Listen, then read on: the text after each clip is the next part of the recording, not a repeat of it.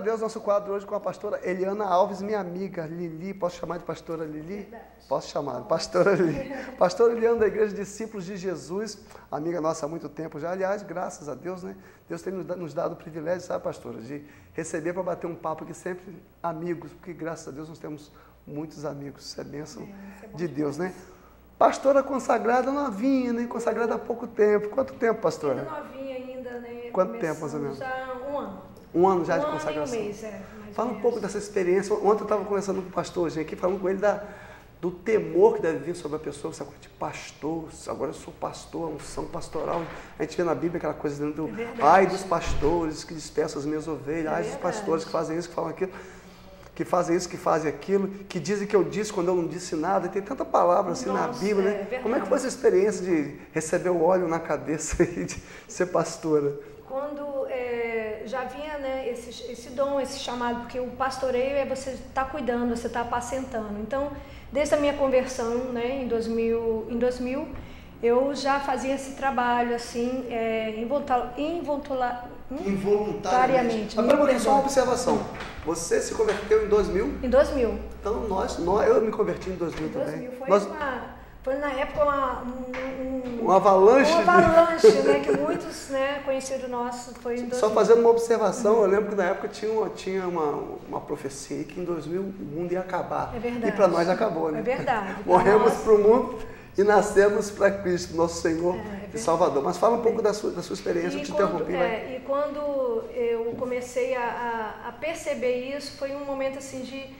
No começo, nós tem muito temor, né, medo, causava uma certa responsabilidade.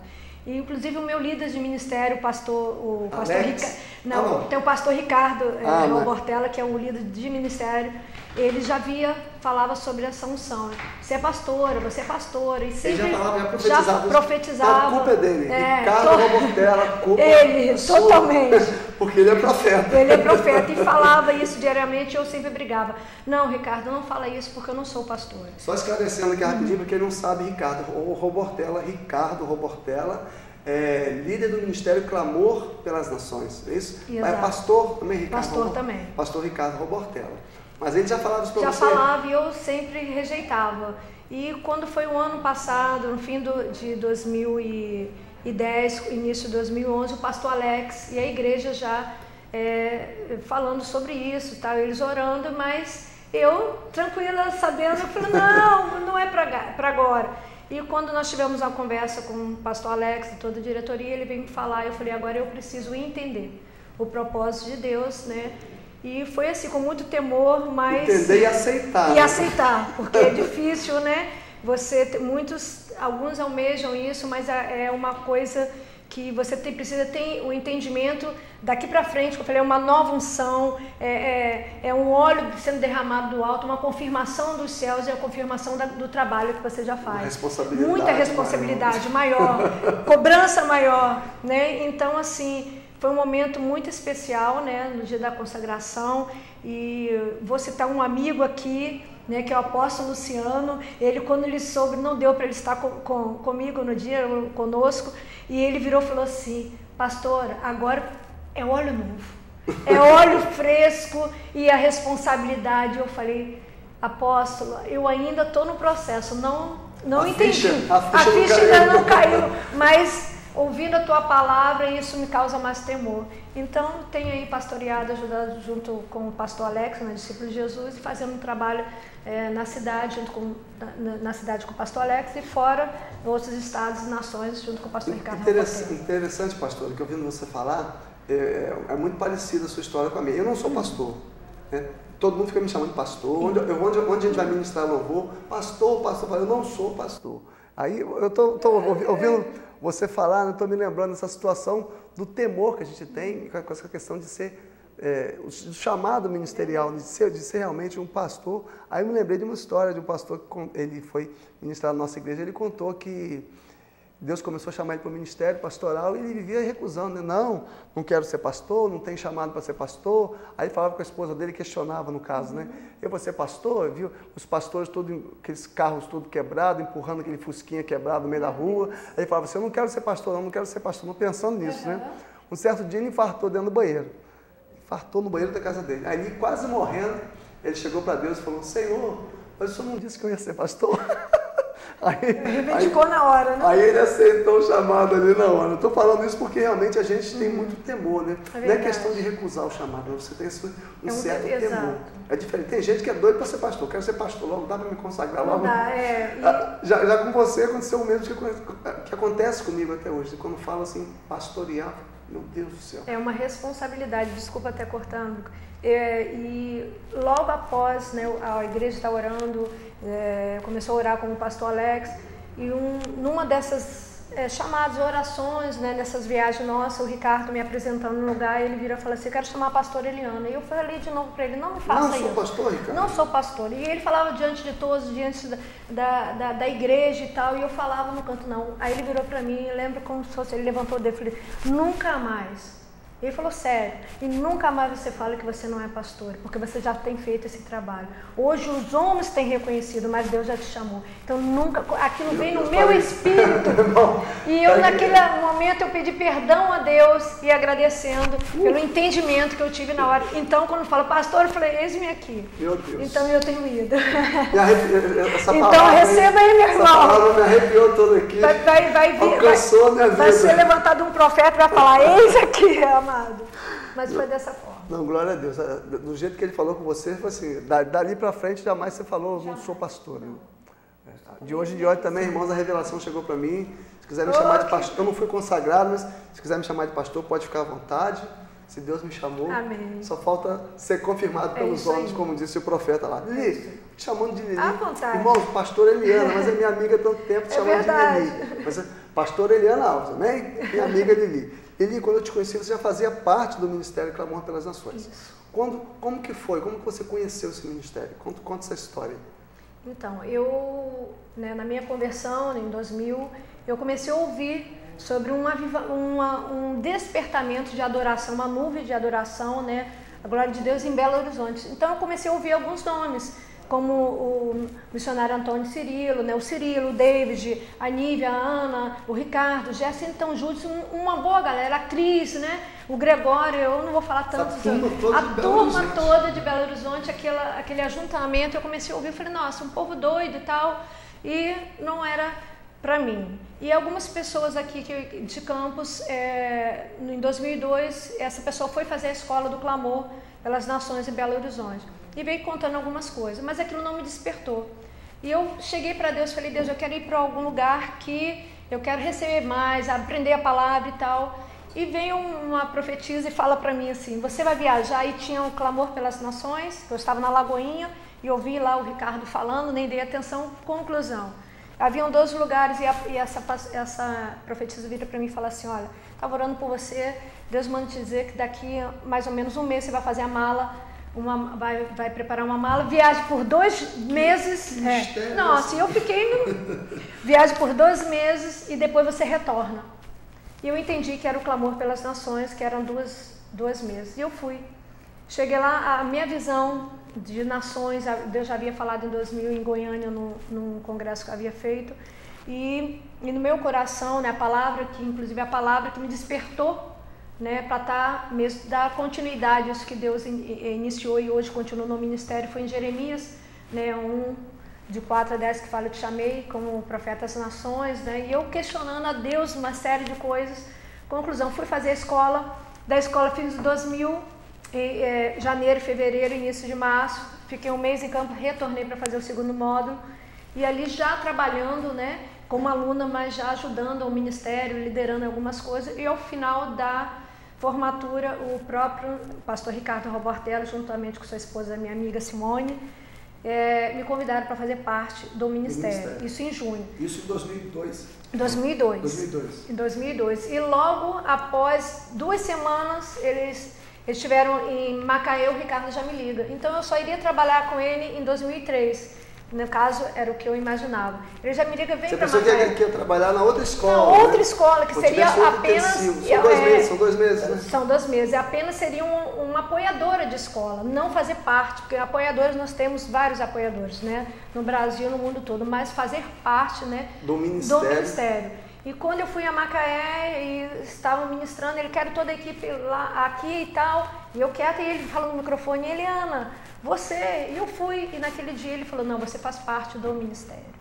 Então eu estou no ministério desde 2002, viajando, né? 10 anos no 10 Ministério anos. Clamor pelas Nações. Isso. Desde 2012, 10 anos, né? Bom, o foco desse ministério, a gente sabe que o foco do Ministério Clamor pelas Nações, como o próprio nome diz, é missões, a questão de missões. Você já foi para outros países como missionário? Conta um pouco dessa história, para onde que você foi, conta essa história para a gente. Eu comecei, né, primeiro no próprio Brasil, né, rodando alguns lugares aqui no Brasil, Vale de Jequitinhonha, junto com o Clamor, nós fizemos várias cidades ali, Virgem da Lapa, Janaúba, Quem, Almenara, outros nomes que eu estou esquecendo aqui. Então, trabalhos missionários mesmo, de trabalhar com a cidade, com a própria igreja. Bacana que você falou, sem querer te interromper, já te interrompi, mas é bacana que você falou que a gente, quando pensa em missões, pensa assim, é na África, em Moçambique, em tal lugar, mas no Brasil tem um campo missionário muito grande. Tem um campo muito grande. Eu vivi isso nesses lugares que eu te falei, que eu citei aqui, e não somente como na própria cidade de Campos, em alguns trabalhos missionários, no qual eu iniciei e continuo fazendo aqui para a minha cidade. Porque, como você falou, as pessoas pensam em ir em lugares, tem muitos aí querendo até para Dubai e tal, e também se Deus me chamar eu vou com o maior prazer. Tudo bem. Tudo bem, né? Sem viver como o apóstolo Paulo, no pouco e no muito. Então, as pessoas pensam muito em fazer fora e deixam, né, a sua Jerusalém. Então eu quero cuidar ali, né, da minha casa também. Então fiz esse trabalho no Brasil, né, citei alguns lugares. E aí já fui na Grécia em 2004, né, fui para as Olimpíadas na Grécia, fizemos um trabalho maravilhoso na Grécia, onde estava reunido o mundo, né? Na época das Olimpíadas? Das Olimpíadas, na própria ali. Gente do mundo inteiro. Do mundo inteiro, todas as tribos, nações reunidas e a gente profetizando. Mas foi estratégico? Vamos para a Grécia por causa das Olimpíadas? Das Olimpíadas. Então, em momentos e lugares estratégicos, a gente liberava a palavra e a adoração. Então, quando via os soldados para nos prender porque não podia, a gente aí já cantava em português, né? Porque a gente porque não pode pregar o evangelho? Não pode. Né? Naquela época era mais, era muito forte. Então, e nas Olimpíadas, então tudo era tumulto. Então a gente cantava em português, ele saiu, era em inglês, e tinha uns lá, falavam lá em grego, e era uma mistura. Línguas estranhas, para confundir os soldados. Exatamente, mas eles passavam, nos olhavam, graças a Deus não aconteceu. Nós tivemos a oportunidade na própria Grécia, Atenas, em Corinto, tive a oportunidade de ir em Corinto e algumas regiões ali. Então fizemos um trabalho de 15 a 20 dias na Grécia em 2004. Então foi minha primeira viagem missionária, né? Em 2004. Aí depois... Vai falando, foi para a Grécia em 2004. Para a Grécia, o Haiti já 2 vezes, né? O Haiti foi logo que houve aquele terremoto, né? E foi em 2010. O tsunami, você está falando? Não, terremoto. E foi em janeiro, né, que aconteceu esse 2011. Eu não lembro o ano. Foi em 2011. Em 2011 aconteceu em janeiro. Eu fiz uma viagem para lá em setembro, no Haiti, depois retornei em fevereiro de 2011. Foi em 2010 que eu fui no Haiti, desculpa. 2010, setembro de 2010, retornei em 2011, em fevereiro de 2011. Um trabalho assim prazeroso para mim, na verdade.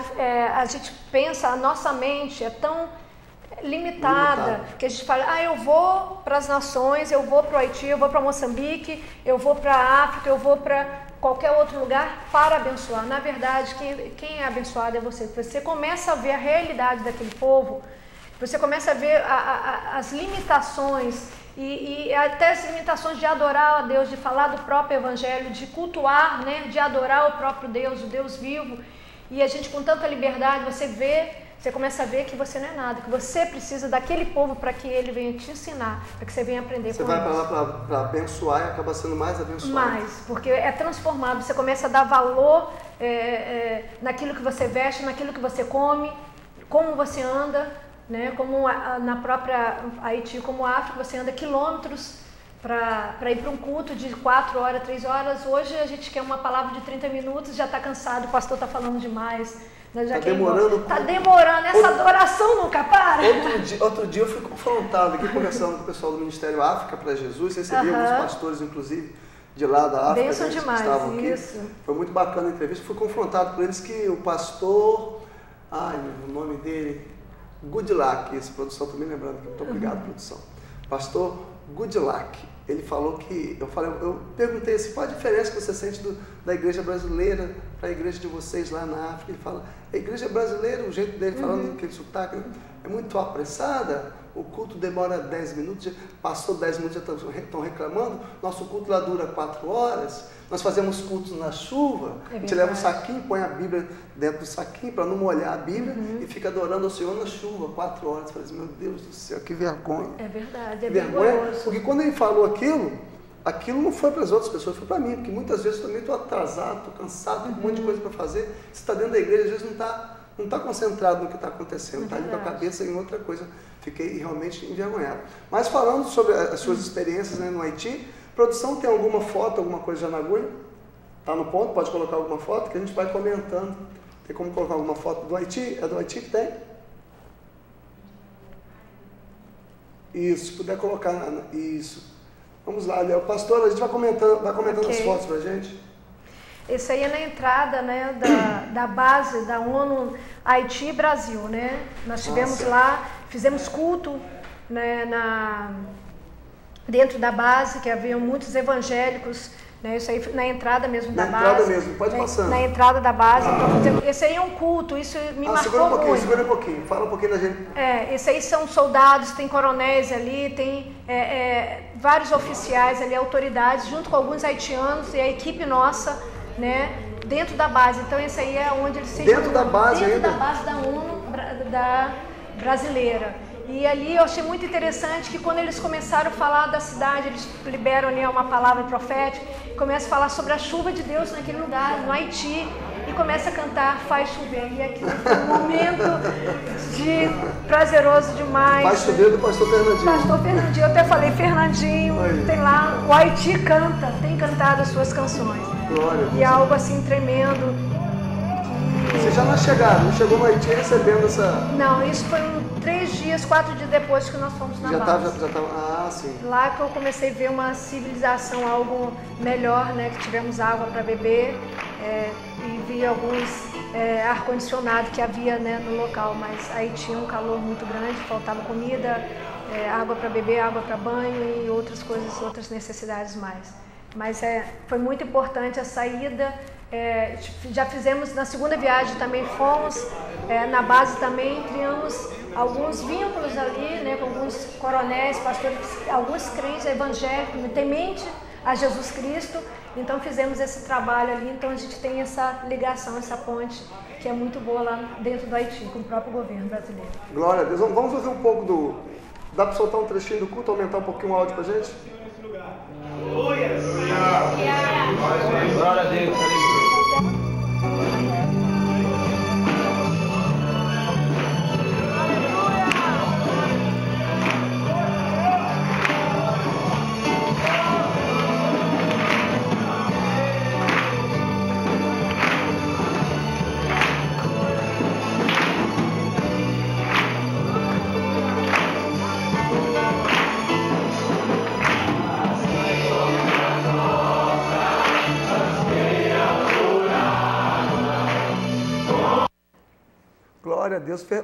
O que Deus fez com o pastor Fernandinho também, né? Tudo quanto é lugar do mundo, essa música é tocada. É verdade. Essa música faz chover, verdade. Uma música profética. Profética, né? Pastora, no Haiti, ainda falando sobre o Haiti, vamos falar sobre outras experiências que você teve. No Haiti, qual a língua que predomina no Haiti? O francês, que vem, né, ser colonizado pelos franceses. Pelos franceses. O predominante é o francês. É o francês, sendo que eles são cultos demais. Né? Eles são pessoas esforçadas, mesmo humildes. Com essa realidade. Com a realidade, com tudo. Aí você chega um menino de 10 anos, tu hablas castelhano? Aí começa, fala espanhol, inglês, francês, a própria língua que é um crioulo, que é um pouco difícil falar, que é um dialeto dele. Como que chama? Crioulo. Crioulo. O nome da língua é esse mesmo? Crioulo. Aí tem um crioulo, aí você não sabe crioulo, aí tem uns lá falando em alemão. Então são várias línguas, eles chegam já preparados até mesmo para pedir conforme a origem, o seu idioma. Então eles já sabem como chegar. Então você conversa assim, tem pessoas que falam 5 línguas, 3 línguas. E eu tive a oportunidade de conhecer e falar, quantas línguas? 5 línguas. E aí cabe uma observação. Então, estamos com algumas fotos, a produção colocou algumas fotos do Haiti. Pode ir passando as fotos aí. Isso aí com o trabalho com as crianças, órfãos, muitos ali perderam pais, mães, toda a família. E essa igreja que nós trabalhamos, do pastor Visionet, né, dentro da cidade de Porto Príncipe e no Haiti, é o trabalho que eles fazem com essa igreja. Com crianças. E essas ruínas todas? As ruínas, isso tudo eu peguei lá ainda, com logo depois do terremoto? Foi, alguns meses após o terremoto. Cidade totalmente destruída. O comércio era desse nível assim, muito lixo todo o tempo, eles comem do próprio lixo. Um caos total. Tá? Um caos total, destruição, isso foi do alto, né? Nós profetizamos e levamos a equipe no lugar mais alto do Haiti para estar profetizando. Isso aí em frente da igreja, onde foi toda destruída, a igreja do pastor Visionet sendo levantada por nós e alguns outros ajudadores, né? Pode ir passando. Tem mais fotos? Isso aí, ministração, eu pregando, falando em português, traduzindo para o inglês para o crioulo. Então você imagina. Vai um pouquinho, devagar, pastor, ele é muito rápido. Você está pregando ali. Falando em português. A outra, do português traduzindo para o inglês. Para o inglês. E aí o haitiano do inglês ele traduzia para o crioulo. Para o crioulo. E passava para a igreja. Português, inglês, crioulo, e passava para a igreja. Tinham 3 pessoas passando. Passava por 3 pessoas a mensagem. Isso aí eu fiz questão de trazer essa foto, porque haviam várias nações reunidas, então cada um colocava a sua bandeirinha nas suas barracas, que é a morada lá, né? Então, várias nações ajudando, né, naquele momento. Mas na verdade eu vou falar algo aqui que não foi revelado em lugar nenhum. Mas eu vou falar porque eu ouvi o próprio governo brasileiro, como as próprias pessoas. A ONU levaram vários países, várias nações reunidas, mas a única que permaneceu até o final foi o Brasil. Você fala até o final foi que ficou...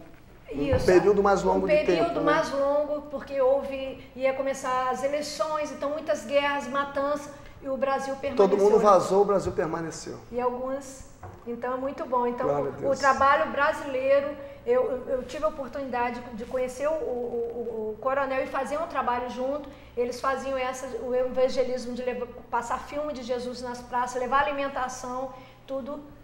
Eles por conta própria, eles se reuniam entre eles com alimentação e tudo, fazendo esse trabalho também de cuidar. Então isso eu gostei, os soldados brasileiros são pessoas que a gente tem orado e tem abençoado a vida deles. Glória a Deus. Então, não é à toa que o Brasil é um país abençoado. É verdade. Né? A gente aqui não tem terremoto, a gente aqui pode pregar o evangelho, pode adorar o Senhor. Abertamente. Tomar banho quantas vezes quiser, né? É verdade. Nosso país é um país muito abençoado.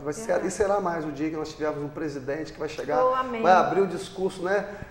Graça e a paz de nosso Senhor. Amém. Vamos orar, povo brasileiro. Meu Deus, antes de um discurso, a pessoa que pensa, outro dia eu estava meditando meditando aquele versículo que está lá em Salmo 33, feliz a nação cujo Deus é o Senhor. Fiquei imaginando, né, um presidente abrindo um discurso assim, a paz do Senhor seja com todos os brasileiros, vamos orar. Amém. Como foi na Ilhas de Fiji, né, que houve essa transformação. Vi esse DVD, eu vi esse DVD. Eu vi esse DVD, fiquei impactado. Vou te cobrar, hein? Tá gravado, agora tá gravado. Agora tá gravado, registrado. Passei para muitos pastores aqui na cidade, eu trouxe esse vídeo, né, lá de Belo Horizonte com o ministro dos Estados Unidos, ele passou isso pra gente e autorizou. Como Deus mudou a vida do país. Mudou a vida do país, é algo tremendo. Depois que o governo passou a ser um governo.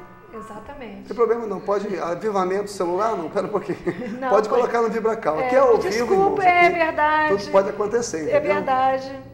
Mas... Glória a Deus. Vamos continuar aqui. O pastor, na verdade, outro dia eu conversei com o pastor André, o Andrezinho também, eu chamo de Andrezinho. O que chama as pessoas? É verdade, amigo. Menino, Andrezinho, pastor André, missionário também. Ele já trabalhou muito com missões, né? E um dos assuntos que a gente conversou muito aqui foi a questão do choque cultural. Você estava falando agora há pouco que, por exemplo, lá no Haiti são 5 línguas. Isso. Fala um pouco desse desafio que não é só ter que lidar com a língua diferente, são roupas diferentes, a comida é diferente. Porque a pessoa pensa em fazer missões, acha que é tudo muito romântico. Eu vou para missões.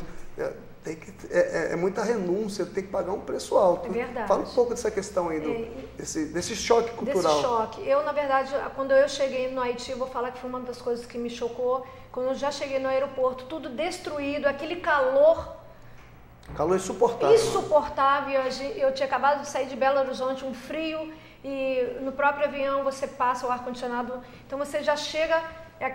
aquela gritaria, tudo desmoronado na tua frente e um atropelando o outro, até mesmo para sair do próprio avião, para entrar num galpão de madeira totalmente sem organização, sem administração. Quando nós cheguei, tivemos tudo improvisado. Improvisado, e aquele povo, aquela multidão do lado de fora querendo te tirar dinheiro e te passar. Então você via umas cenas tipo... Você chega para pregar a palavra de Deus, as pessoas te veem chegando e pensam o quê? Turista, dinheiro, vai me ajudar. Dinheiro, muitos dólares.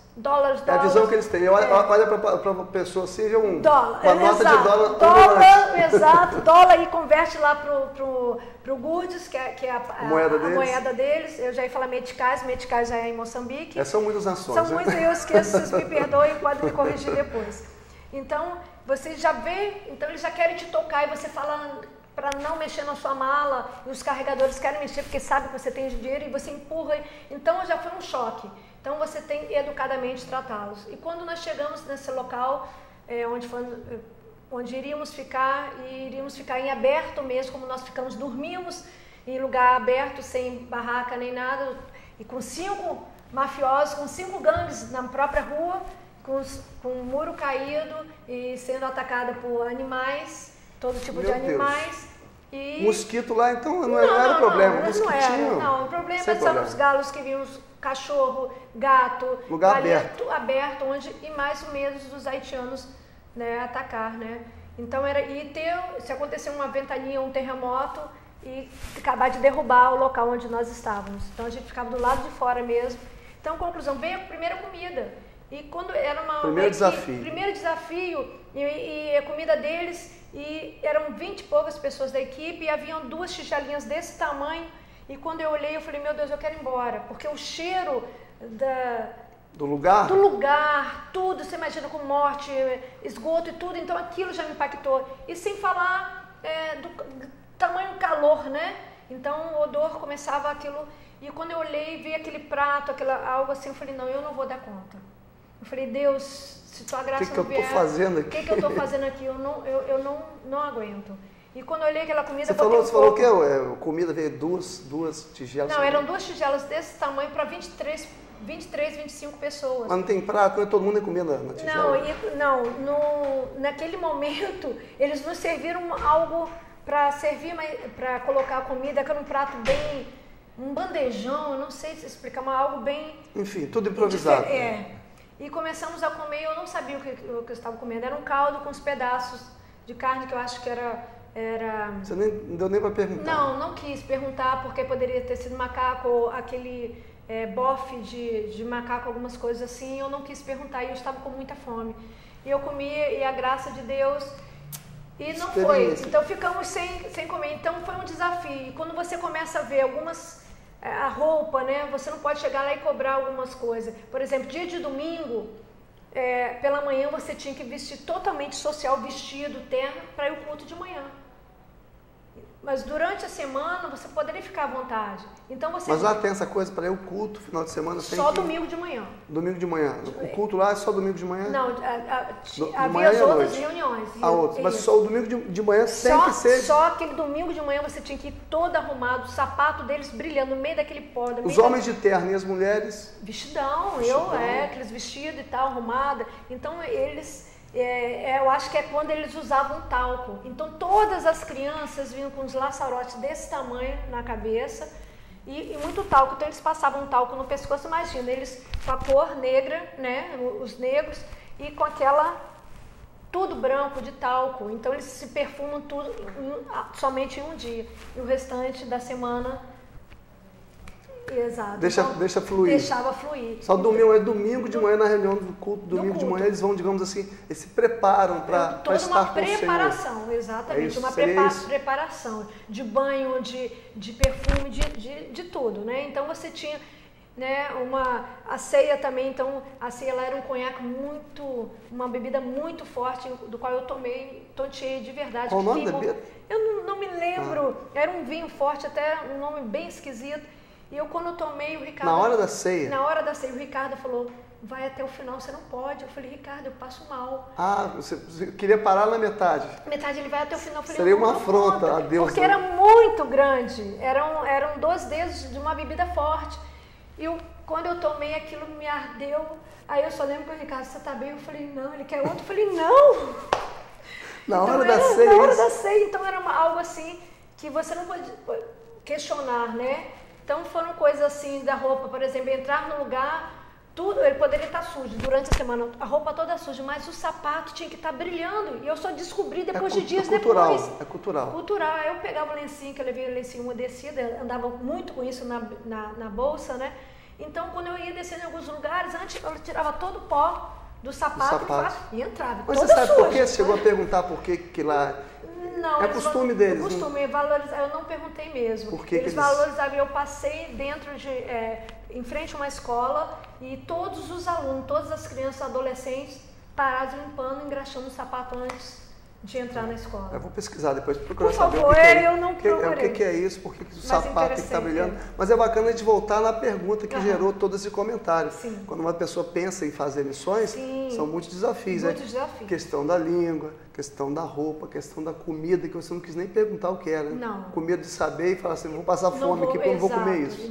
Não tem. Então existe, por exemplo, Moçambique, e em certos lugares na aldeia, alguns lugares dentro de Moçambique, você não usa calça. Só um minuto, ele está mostrando uma foto, a pessoa está colocando uma foto, o que seria isso? Isso seria... Isso no Haiti ou Moçambique? Isso já em Moçambique, na aldeia de Kisanga, uma aldeia totalmente rendida ao a religião muçulmana, todos eles, né? Então nós fizemos esse trabalho, já um trabalho que é o Ministério Iris, né, da Hyde e Roland Baker, já fazendo esse trabalho, eles entraram antes e nós conseguimos entrar. Então essa era a nossa comida, uma preparação de um macarrão com muitas coisas também que numa aldeia lá em Moçambique.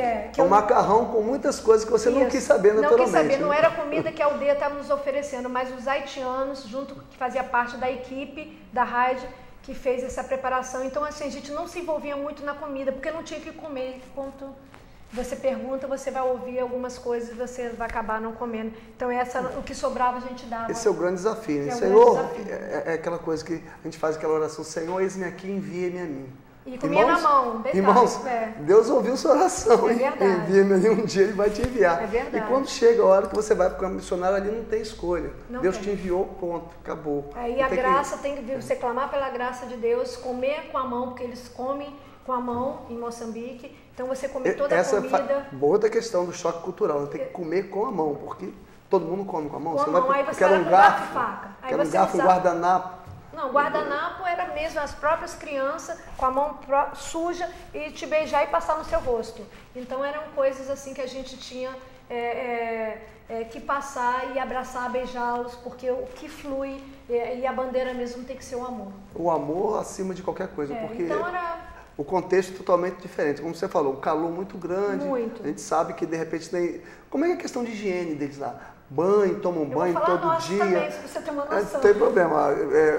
Banho, questão... Porque outro dia eu conversando com o pessoal desse Ministério África para Jesus, falando sobre a África, lá nas comunidades que eles fazem um trabalho, eles não têm banheiro, o banheiro é no mato. Inclusive eu tenho uma foto aí, né? Eu tirei essa foto, não estou fazendo nada, mas isso se chama latrina. Mas isso aí não é você, não? Sou eu. Isso sou eu e para um pouquinho. Para um pouquinho, para ali. Para essa foto aí, irmãos, volta tudo. Bota a foto na tela, eu quero ver. É você, pastora. Sou eu, em Kisanga, alguns dias sem banho, ali aquele buraco e as necessidades todas. Aquilo é um buraco na areia, tem alguma caixa ali embaixo? Não, lá embaixo são buracos, inclusive nós que levantamos essa latrina, que quando nós chegamos nessa aldeia e ficamos nesse lugar, Não é como se fosse uma fossa aqui no Brasil? Uma fossa muito Caso grande. Um buraco muito grande. Eles colocam uns caramujos para não dar muito cheiro e colocam umas madeiras. Pode tirar essa foto, porque eu não estou conseguindo me concentrar aqui no papo com essa foto, porque a gente está rindo, rapaz, a gente sabe que aquilo ali é um caos. É um caos. Papel, Tô tudo rindo você joga porque ali. você está muito diferente. Muito, mas você vai ver outras piores. É mesmo? Tem mais fotos aí? Ó, produção, não vai dar pra gente chamar intervalo, chamar nada. Vamos ter que ir até o final, porque é muita coisa. O conteúdo é muito grande. Ali, ó, a produção já colocou outra foto. Você já colocou isso com a bandeira do Brasil. Do bandeira do Brasil, esse foi um território que nós conseguimos.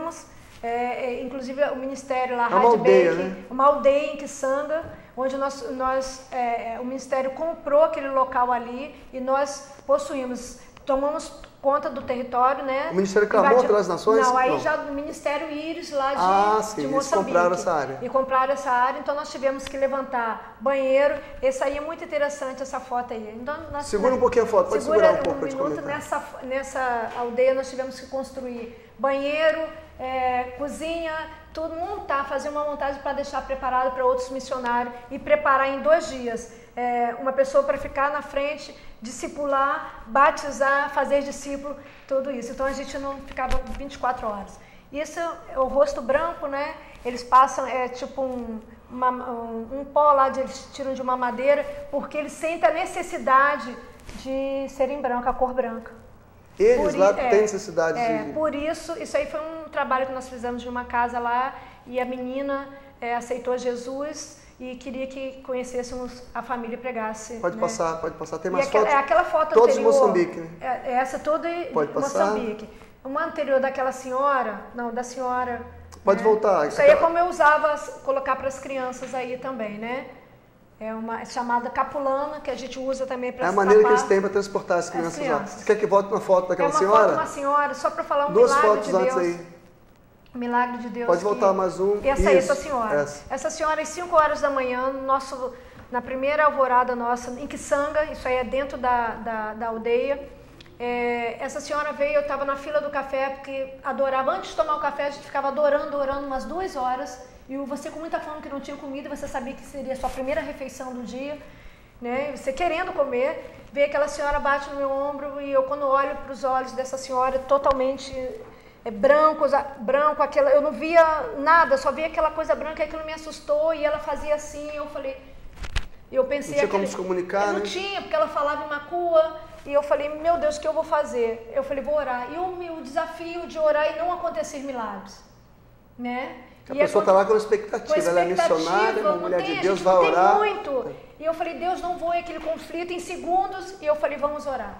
Começamos a orar, e eu coloquei a mão nela e chamei uma outra pessoa para estar junto comigo, comecei a orar por ela. E as lágrimas começaram a escorrer, aquela senhora, né, a lacrimejar, eu falei, meu Deus, o que está acontecendo? E eu falei, não tinha ninguém naquele momento perto da gente. Para traduzir. Para traduzir, né, os moçambicanos já haviam saído. E foi embora. Nós fomos fazer um evangelismo na aldeia e levantar, né, o local para a gente ficar, barracas e outras coisas mais, e procurar comida. E 3 horas depois vem essa senhora já com uma outra, a Cristine, uma americana que falava, estava com uma outra pessoa que falava em Macua, e ela veio nos procurar e veio me procurar, testemunhar e falando que queria aceitar o Jesus que a curou. Naquele momento a senhora não enxergava por causa de uma catarata. Ela não enxergava? Não. Uma catarata tomou conta, virou uma cegueira, e naquele momento ela recebeu a cura de Deus. E ela queria receber, saber quem era aquele Jesus que deu... restaurou a visão dela. Então foi algo que aquilo propagou naquela aldeia, onde nós ficamos 24 horas, 48 horas acordados, que a gente tinha que vigiar a nós mesmos, por causa da invasão deles, e tomar, porque aí era pessoas gagas falando normal, surdo ouvindo, cego. Então tudo nós isso tivemos acontecendo no meio do acampamento. Tudo acontecendo no meio, então nós cultuamos durante 48 horas, formamos uma base, inclusive tem algumas fotos, ficamos a estaca de Jesus, o Ministério Íris ali, fizemos uma preparação. Você ficou quanto tempo lá em Moçambique?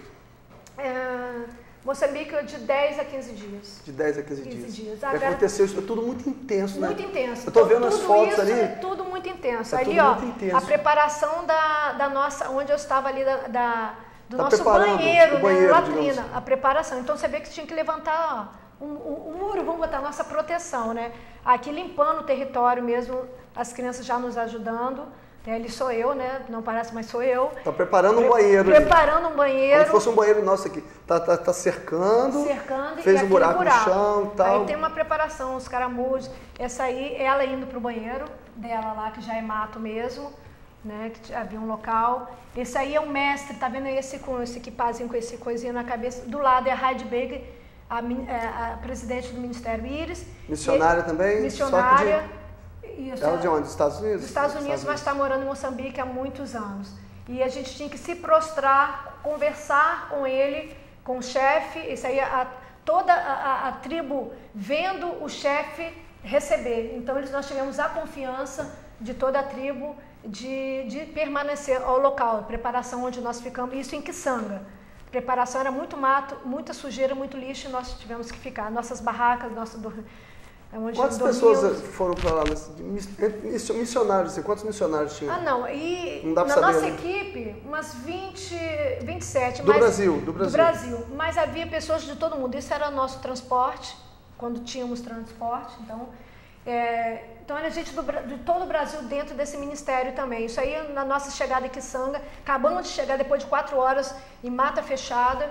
Kisanga é a capital? Não, Kisanga é uma aldeia. É uma aldeia dentro de Moçambique. De Moçambique. Isso é a nossa preparação. Eu fiquei na liderança, o Ricardo teve que ir, eu fiquei na liderança da equipe. Então, essa nossa montagem também ainda, né? Isso aí todos reunidos para adorar a Deus ali, né? Junto com... tomando posse do lugar ali, consagrando o lugar a Deus. Isso também, Kisanga. Isso aí é muito interessante, gente. Depois de muitas horas de viagem em caminhão, tivemos vontade de ir ao banheiro.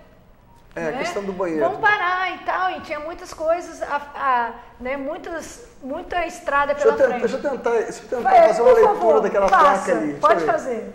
Não vá ao banheiro porque aqui tem elefante selvagem tentando proteger o seu filhotinho e vai achar que você está querendo pegar o filhote dele e vai te atacar. É alguma coisa parecida? Exatamente. Paramos, não vimos essa placa, paramos. Foi o homem do lado direito, mulher do lado esquerdo e tudo aberto, então todo mundo via todo mundo. Encontramos uma moitinha lá, né? Um banheiro das mulheres e tal. Quando nós saímos, descobriram. Eu falei, meu Deus. Não podia ter parado aqui. Não podia ter parado. Mas aí elefante selvagem. O moçambicano, os motoristas falando, não se preocupe, como está muito quente, eles estão lá para dentro procurando água. Mas quando está um tempo mais fresco, eles estão rodando aqui. Aí passa pela estrada. Passa pela estrada. Então, por isso ele parou, ele explicou. Mas quando eu olhei, já vi uma pata desse tamanho onde eu estava, né? Eu falei, no chão, a marca. Eu já comecei a gritar e, lógico, ficamos com medo de leões e etc, uma mata aberta. Isso aí foi já uma foto do Haiti aí, né? Mas isso aí também foi no Haiti, essa destruição do governo, né? O presidente, a sede do governo. A sede do governo. E eles ali, tá vendo a bandeira? Eles, mesmo destruídos, tinham um horário lá, eu acho que era às 16 horas, eles tiravam a bandeira, os oficiais, tudo como se o presidente estivesse ali. Ricardo Robortella está no meio, né? Está no meio. Esse é o Ricardo Robortella. Que é o líder do Ministério Clamor pelas Nações. Essa foi a nossa primeira viagem ao Haiti. Aeroporto do Haiti. E a questão do banho? Vamos voltar na questão do banho. A gente não deu para terminar. Eu vou falar do banho do Haiti e Moçambique, a gente está falando mais dessas. Fala do banho no Haiti primeiro. Como do Haiti. Na primeira viagem, ficamos alguns dias sem tomar banho, né? Porque até aí não tínhamos passado essa informação para a gente que poderíamos comprar água para banho, né? O caminhão-pipa. Então, ficamos sem banho. Então, quando caía um pouco de água na casa, a gente tomava um banhozinho muito rápido. Então, assim, não vou falar abertamente para vocês que o banheiro era aquilo que você não tinha descarga. Então, todos iam no local que havia apenas um vaso sanitário, sem esgoto, sem nada, onde você fazia higiene básica ali. Todas as necessidades ali, né? Geológico, e lencinho. Então, nosso banho era mais lenço, íntimo e tudo. Umedecido. E daquela forma. E quando acontecia o banho. Então, na segunda viagem para o Haiti, nós descobrimos essa compra, né? Então, comprávamos um caminhão-pipa Mas essa precariedade, desculpa te interromper, essa precariedade com a questão do banho foi em função do terremoto que estava tudo destruído. Sem luz, sem nada, não havia luz. Normalmente, numa outra época, estaria tudo tranquilo, ia tomar banho normal, canalizar tudo, normal. Estava tudo quebrado, tudo destruído. Tudo destruído. Então não assim, tinha nem onde tomar banho direito. Sem luz, todo o tempo sem luz. Então você não... O tempo inteiro sem luz? Sem luz. Então quando você comprava um gelo, que tinha uns lugares que faziam gelo, então você corria o risco de ter doença, porque não era um gelo totalmente confiável. Mas mesmo assim, às vezes a gente comprava um gelo e eu fui ousada e talvez imprudente. Deus te guardou. Teve um dia que eu achei uma Coca-Cola, eu comprei uma Coca-Cola e coloquei um desses gelos.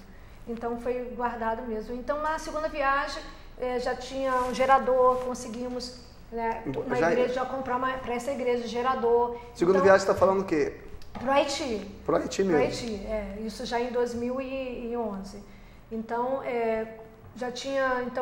outra estrutura. Né? Uma outra estrutura, mas passando a mesma coisa, dormindo no meio de ratos, andando com tudo...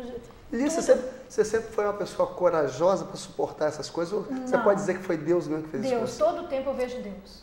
Todo tempo, em todas as coisas. Porque a gente vê alguns programas de TV, aquelas coisas de... Eu não me lembro o nome agora, esses programas que passam, que tem aqueles desafios, que tem, no limite, uns programas que tem por aí, né? No limite, as pessoas têm que fazer coisas que normalmente uma pessoa normal não faria, verdade.